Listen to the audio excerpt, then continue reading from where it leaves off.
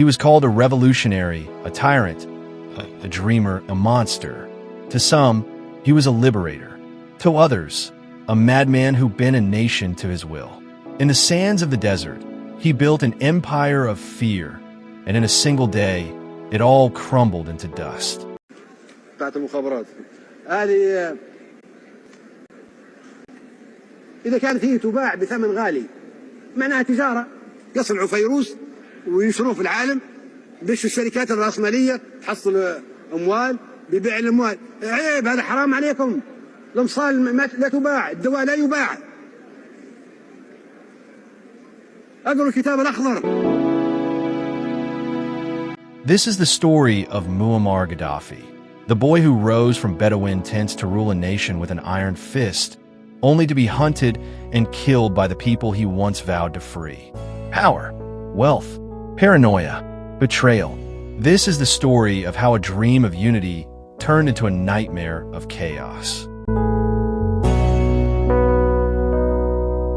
Born in 1942 under the endless skies of the Libyan desert, Muammar Gaddafi was the son of nomadic Bedouins, a people who knew only the harsh realities of sun, sand, and survival.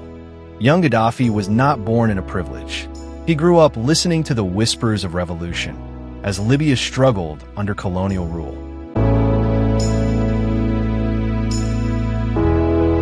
The land was scarred by the legacy of Mussolini's fascist occupation, and the pride of his people demanded revenge. Oil had begun to flow from the desert, enriching foreign powers while Libyans remained in poverty. To young Muammar, this was injustice, and injustice demanded action. In the 1960s, Gaddafi joined the military academy, plotting quietly with other young officers. They were inspired by the fires of Arab nationalism, and by one man in particular, Egypt's Gamal Abdel Nasser.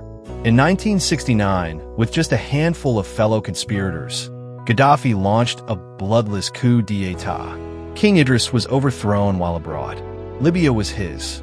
At just 27 years old, Muammar Gaddafi declared a new Libya, one free from monarchy, imperialism, and Western control. Gaddafi envisioned a utopia, a nation without political parties, where every citizen shared power. He introduced his Green Book, a manifesto blending socialism, Islam, and his own brand of philosophy. Oil wealth was nationalized. Schools, hospitals, and homes were built. For a moment, it seemed Libya might become a beacon for the Arab world. But dreams turned to nightmares. Dissidents were crushed. Critics vanished into prisons or were executed in public squares. Gaddafi's paranoia grew. He saw enemies everywhere, within his own ranks, across his borders, and beyond. The world saw Gaddafi as unpredictable, a man who supported global terror one moment and preached peace the next. Sanctions isolated Libya. Once booming, its economy shriveled.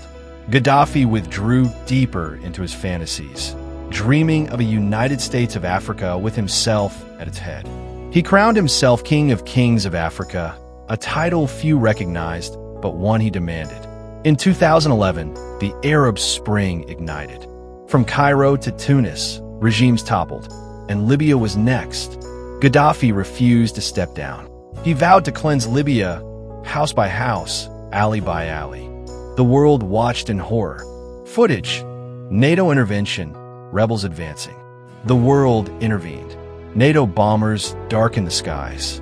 Rebels swept westward, city by city, until Tripoli itself fell. October 20th, 2011. In a drainage pipe beneath a shattered highway outside Sirte, the brother leader's reign ended. Beaten, bloodied, and humiliated, Muammar Gaddafi was dragged from hiding by the very people he once ruled. He begged for his life, but there would be no trial, no final speech. In death, as in life, Gaddafi divided a nation and left behind a legacy soaked in both hope and horror. Today, Libya still struggles with the aftermath of his reign, fractured, bleeding, searching for the future that Gaddafi once promised and never delivered. Power built on fear is like a sandcastle before the tide. Eventually, all things fall.